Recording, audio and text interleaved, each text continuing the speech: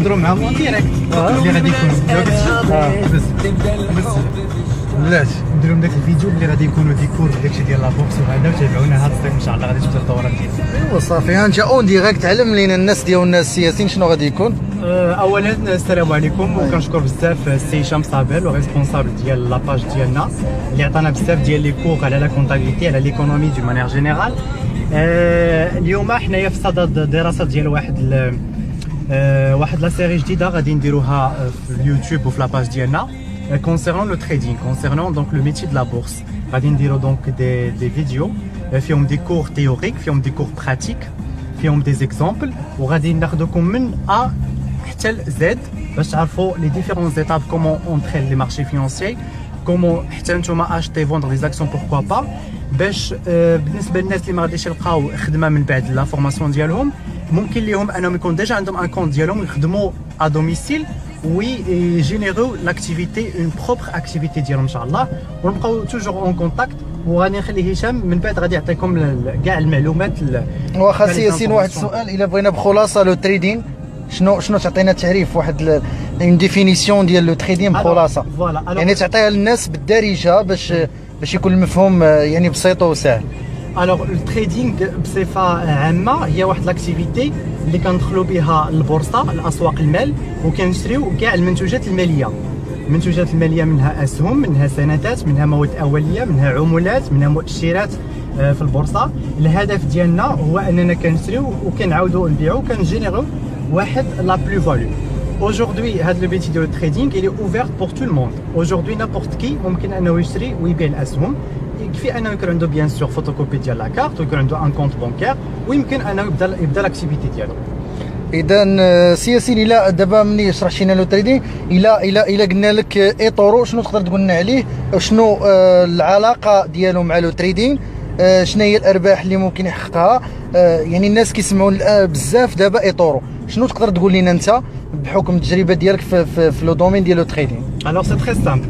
اي طورو هو واحد لو بروكور، يعني ان كورتي، يعني متوسط في البورصه كيتوسط لنا ما بيننا وبين الاسواق الماليه. اي طورو هو سي ان ماركت ميكر، يعني ملي كنشريو شي برودوي فينونسي كيف ما قلت لكم ما كنشريوش من المارشي، كنشريو من عند اي طورو. يعني الا ربحنا اي طورو كيخسر والا خسرنا اي طورو كيربح. دونك il ne faut pas oublier que هاد اي طورو دونك اوتوماتيكمون سي ان كوميرسون، لانتيغي ديالو هو انه يربح. بالنسبه للارباح بصفه عامه ما يمكنش اننا نقولوا بارباح خياليه، ما كاين حتى شي اكتيفيتي اللي كتعطيك 100% ديال الارباح في النهار او لا في الشهر، هذه ما كايناش، عاده كان غادي يكون لا دروغ ولا شي حاجه. دونك الاحسن لي تريدور في العالم تيقول لك بلي لو تريدور موين خصو يجيب لينا 10% في الشهر من الكابيتال ديالك. يعني اللي عندي مليون غادي نتسنى 1000 درهم في الشهر، عندي 2 مليون نتسنى 2000 درهم باش نكون ان تريدور يعني اللي غادي كيجوستيفي هاد لاكتيفيتي ديالو. واخا سي ياسين، واش مبتدئ ممكن يبدا مع اي طورو او لا؟ فين ممكن يبدا واحد مبتدئ؟ هو او لا شنو كيخص بالاحرى لواحد مبتدئ بغى يبدا في المجال او لو دومين ديال لو تريدين؟ شنو هما الحوايج اللي كيخصو يكون عارفهم او لا كيمتلكهم باش يبدا لو براتيك ديال لو تريدين؟ الوغ هو من الاحسن يكون عنده ديبلوم مثلا في ليكونومي ولا فينانس ولا كونتابيليتي. ان ديبلوم خصو يكون ولا يكون عنده دي كونيسونس، غادي يكون ميو. علاش؟ غادي يكون تري كاري، غيكون ريغورو، غيكون ديجا عنده لي كونيسونس في المارشي. ولكن اي واحد ممكن يتعلم لو تريدينغ، ماشي بالضروره انه يكون ديجا ايكونوميست ولا فينانسي. بالنسبه لي ديبيو كيفاش انه يبدا، فاي طورو ممكن انه يبدا به، علاش لا؟ يبدا باي طورو، يشوف داك ديال الكوبي الناس كيفاش كينسخوا الناس الاخرين كيفاش كيربحوا، شنو هما الارباح ديال الاخرين اللي كيربحوا من بعد. يعني سي الارباح موجوده حقيقه، يعني كاينه حقيقيه ممكن الواحد يقوم بالسحب ديالها في اخر المطاف. الارباح حقيقيه، اي طورو كاين موجود حقيقه. الوغ هنايا كاينه ارباح حقيقيه، دونك اي طورو موجود حقيقه، ممكن ناخذ فلوسي ونسحب وندير، ما كاين حتى شي مشكل. والا اي طورو ما عمرها ما غادي تبقى نهار واحد في المارشي، كلشي غادي يمشي منها. هادو ارباح حقيقيه. اللي ماشي حقيقي هما دوك الارباح الخياليه اللي كيربح $1000 هو يلاه حاط $100، هذه هي اللي ما كايناش ما كننصحش بها. اللي بغى يبدا مزيان هي لا فورماسيون، يتعلم مزيان وما يشوفش دوك الخيال اللي كاين في الانترنت. لارجون ني با فاسيل، ما كاينش شي حاجه اللي سهله في الحياه. يعني ماشي ما بين ليله وضحاها غادي يكون يصبح عنده واحد لو كونت اللي فيه الفلوس او الملايين ديال لي سنتيم. تماما تماما. اذا شويه ندوزو من هاد الرون بوان اللي عامره ونكملوا مع السياسيين يشرح لنا لو تريدين. السياسيين اللي ضيف على لاباج ديال تي سي او تي جي اس اش، ضيف الحلقه، ضيف هاد الليله، ضيف السبت، كيشرح لنا لو دومين ديال لو تريدين او لا التداول في البورصه. هاد التداول السياسيين الى هضرنا على البورصه، فاول حاجه كمغاربه كتجينا البورصه ديال كازابلانكا. اذا شنو ممكن تقول لنا على البورصه ديال كازابلانكا؟ واحد كيسمع له البورصه شنو تقدر تعطيه، شنو تقدر تقول له على البورصه؟ البورصه هي مكان فين كيتلاقى الناس اللي عندهم كاباسيتي دو فينانسمون والناس اللي عندهم بوزوان دو فينانسمون. انا كشركه محتاجه الفلوس، خاصني نمشي نجيب فلوس باش ندير مصانع، باش نخدم الناس، باش نكريو اون اكتيفيتي، باش نبارتيسيبي لا كروسونس ايكونوميك.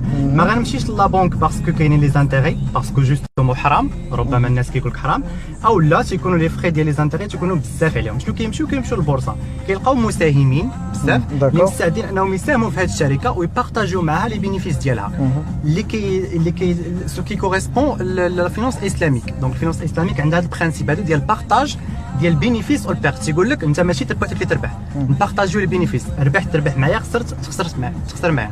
هادو هما البرانسيب ديال الاسلام. من بعد ملي كتدخل الشركه للبورصه كيوليو الاسهم ديالك كيتداولوا من طرف جميع الناس اللي كيكونوا عندهم ديجا كونت في البورصه، ممكن انه يشري ويبيع هاد الاسهم، ما كاين حتى شي مشكل. بالنسبه للبورصه ديال كازا فهي حاليا هي الثانيه في المغرب من مورا البورصه ديال جنوب افريقيا جوانسبورغ، ومره كتكون المرتبه الثالثه مع البورصه ديال مصر. اذا البورصه ديالنا حنا حتى هي فيها ما يدار. حاليا كاينه شركه جديده هي مارسا ماروك اللي شركه كبيره بزاف غادي تدخل حتى هي البورصه. لا كوتاسيون ديالها غتكون في 19 جويلية 2016. دونك يعني حدث مهم وشركه كبيره وشركه عموميه اللي غتدخل البورصه. هذا حدث كبير كيتسناوه الابناك وليزاسيورونس وكاع لي انستيتيسيونيل اللي كاينين فيها.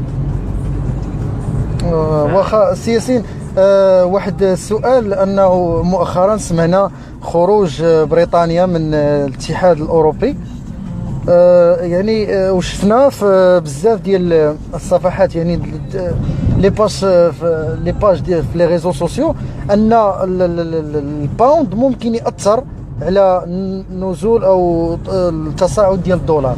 يعني بحكم التجربه ديالك شنو ممكن تقول لنا على هذا الخروج ديال بريطانيا من الاتحاد الاوروبي؟ الوغ بالنسبه انا جو سوي بوكو بلوس تكنيك، يعني كنخدم في الاناليز تكنيك، كنخدم بلي غرافيك، ما كنخدمش بتو سو كي فوندامونتال. هاد الاحداث السياسيه والاحداث الاقتصاديه ما تاثروش بصفه دائمه على البورصه، ولكن واش كاين تاثير؟ كاين تاثير في المدى القصير جدا. لاحظنا ملي خرجت ملي كان التصويت بالخروج ديال بريطانيا لو بريكزيت، دونك كان عندنا بيان سور هبوط رهيب ديال الجنيه الاسترليني، هبط بواحد يعني حقق واحد الخسائر كبيره اللي كانت ديجا في 30 عام هذه ما وصلتش للمستويات. يعني المتداولين واش تقاسوا بهذه الخساره؟ على حسب نوعيه التداول ديالهم. الا كانوا مستثمرين في المدى البعيد كيخدموا في اليوم، في الاسبوع، في الشهر، فهم غادي يتاثروا بيان سور. الا كانوا دي سكالبور كيخدموا في المدى القصير 5 دقائق 10 دقائق ساعه، فهم ما غيتاثروش، لان داك لا فولاتيليتي اللي كتكون في المارشي ما كتاثرش، كتاثر بصفه عاديه، وهو الخسائر ديالو كتكون ديجا يوميه. ما غيتسناش هو يكون بريكزيت ولا يكون لافيد ولا غتكون شي حدث اللي غيخلي انه يخسر ولا شي حاجه. بالنسبه للهبوط ديال الجنيه الاسترليني فهو مزيان بالنسبه لي زيكسبورتاتريس، لي زونتربريز اكسبورتاتريس ديال الاتحاد الاوروبي، فهما غيوليو يصدروا ولي كان دو شونج ديالهم غتولي طالعه، باسكو غادي تقام عليهم في البلاد ديالهم بثمن وغيبيعوا بالدولار ولا بالاورو بثمن طالع، دونك غادي يحققوا واحد الارباح اللي قريتو بلا كونتاكتي ديال لي كان دو شونج. فوالا. ولكن بالنسبه عاوتاني للمستوردين غادي يتاثروا، لانه تيديروا لوبيراسيون انفيرس. هذا بالنسبه يعني كاينين بزاف ديال الاحداث. حنا يمكنش نركزوا فقط على حدث واحد اللي يخلينا اننا نقولوا واو خسرنا ولا شي حاجه. نو، حنا كنخدموا بواحد الطريقه اللي هي تري تكنيك، كنعرفوا راسنا شحال كنخسروا شحال كنربحوا في النهار او لا في الساعه. ما نحتاجوش حنا يكون شي حدث اللي غادي يقول لنا واو خسرنا بزاف ولا شي حاجه. سؤال اخر سياسين، واش الخساره شيء عادي في لو دومين ديال لو تريدين؟ هذا سؤال وجيه. هذا السؤال وجيه لانه جميع الناس اللي كتبدا في التداول في التريدينغ تيخسر، تيقول لك واو خسرت شي حاجه. الخساره شي حاجه عاديه وطبيعيه جدا، خصنا نتوقعوا اننا نخسروا، خصنا تجينا عادي اننا خسرنا شي حاجه، ولكن لانه هذا السؤال سياسي جا لانه جميع الناس اللي كيفكر في التداول او لا كيسمع التداول او لا كيمشي في لي فيديو مؤخرا اللي كانوا في يوتيوب بزاف على ايطورو، انه كيفكر فقط في الارباح. هذاك الشيء علاش السؤال ديال واش الخساره شيء عادي في المجال ديال التريدين، واش المتداول خصو يفرح او لا خصو يحزن او لا غيعرف راسو بانه ماشي ما كيعرفش يتداول. شنو ممكن تقول على هذا الشيء؟ الوغ بخلاصه المتداول اللي كيحزن ملي تيخسر هو اللي تيكون داخل بواحد البورسونتاج انه يربح ديال 100%، باغي يربح هو في تريد واحد 100% او لا 300%. واش هادشي مستحيل؟ دوبل هادشي ممكن، ولكن ماشي ممكن نديرو في المدى البعيد، ممكن نديرو في النهار في يومين، ولكن ملي كنقول باغي نربح 100% اذا تناخذ واحد لو ريسك ديال 100%. كيف ما باغي ندوبل الكابيتال ديالي ممكن نخسر، باغي نفقدو كامل، هذا هو المشكل. اذا لو ريسك اللي كناخذو حنايا في المارشي هو ديال 1% ديال 0.5% من الكابيتال ديالي كامل. دونك الا خسرت 0.5 ماشي مشكل، غدا نقدر نعوضها بعدا نعوضها، داكور. دونك حنا كنخدموا باش تنخدموا بلا سيكونس ماتيماتيك دو كان او ليسبيرونس ماتيماتيك دو كان اللي كيساوي لنا عدد الصفقات الخاسره وعدد الصفقات الرابحه. كنشدو عدد الصفقات الرابحه كنقصوا منهم عدد الصفقات الخاسره وكيعطينا الارباح ديالنا الصافيه. وهذا هو لو تريدينغ. هذا هو التريدينغ. اذا كلمه اخيره سياسين باش كتوعد الناس اللي كيتابعونا في لاباج ديال تي سي او تي جي او في المجال ديال لو تريدينغ، يعني الناس اللي كاينين معنا في الصفحه بطبيعه الحال فهم الناس اللي جيستيونير، الناس اللي كونطابل، باش كتوعدهم في لو تريدينغ، الناس اللي بغاو يبداو شنو ممكن تقول لهم؟ الوغ الناس ديال تي سي او تنبغي نقول لكم بلي لو دومين دو تريدينغ سي ان دومين كي تري انتريسون، يعني ممكن انك تعاون به يكون عندك ان ريفوني سوبليمونتير بوركوا با. وهاد لا نوسيون ديال ليبارن هي تري امبورطونت، خاص تكون عندنا في لا كولتور فينونسيير ديالنا بان الانسان خصو ايبارني، انه يدخر وعلاش لا يتعلم حتى هو لي كومبيتونس ولي كونيسونس باش انه يدخل المجال ديال التداول ويكون عنده حتى هو لو ريفوني ديالو. بالنسبه للوعد اللي كنوعدو فاحنا ان شاء الله بصدد اننا نصايبوا بزاف ديال لي كور، غيكونوا دي كور تيوريك، دي كور فريمون الفوندمون ديال سيرتو للمبتدئين لي ديبيتون. دونك سورتو بور المبتدئين. بالنسبه للمبتدئين غادي نشوفوا كيفاش انك تحل كونت، شنو هما احسن لي بروكور اللي كاينين. بيان سور غنهضروا كاع على لي بروكور اللي كاينين، الانواع لي تيب ديال لي بروكور اللي كاينين، شحال الارباح ممكن دير، وبشويه بشويه ان شاء الله غادي نطوروا هذا الشيء. واللي عنده شي كيستيون ما ينساش يخليها عندنا في لاباج ديالنا.